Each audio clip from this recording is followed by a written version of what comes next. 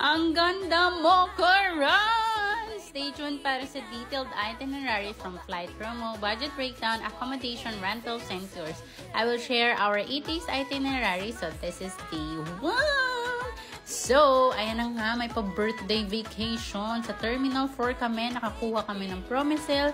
So, that's 4K each. May 20 kilos baggage na isa. May insurance kami na add-ons and preferred seat. So, double checking muna ng mga dala bago i-check-in para meron tayong pruweba na ito po ang aming dala. Ganoin! For the first time kami sumakay sa domestic plane na walang tube. Sobrang saya. And, syempre, window seat ang aking pinili. So, we paid 200 pesos each.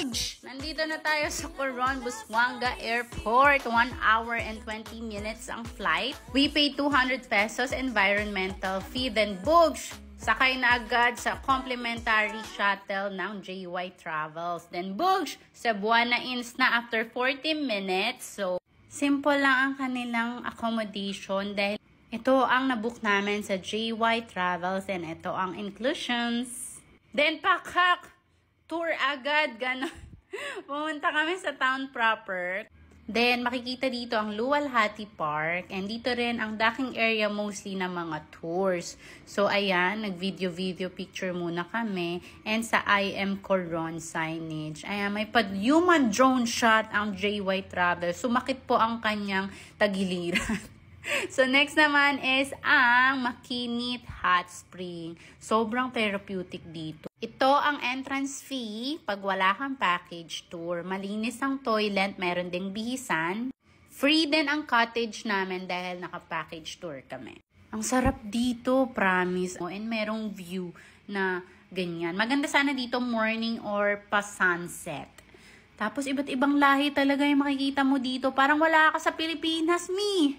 Medyo mainit sa unang sulong pero pag mga 5 minutes na nakatagal ka, masasanay na yung katawan mo. And syempre, for the picture ng mga afamers, then dinner time sa Carl's Barbecue. Recommended to ng aming tour guide. Masarap itong tuna steak na may pa-carbonara. Itong barbecue, medyo shocks lang yung lasa. So, ayan, may pa-ambience effect, gano'n. Then, nag-tricycle kami papunta sa aming accommodation. So, 25 pesos each. Ito na ang first breakdown. Medyo malaki dahil kasama dito ang flight, accommodation, tour. But don't worry, sa susunod, dinner and snacks na lang gagastusin nyo. So, follow for part 2.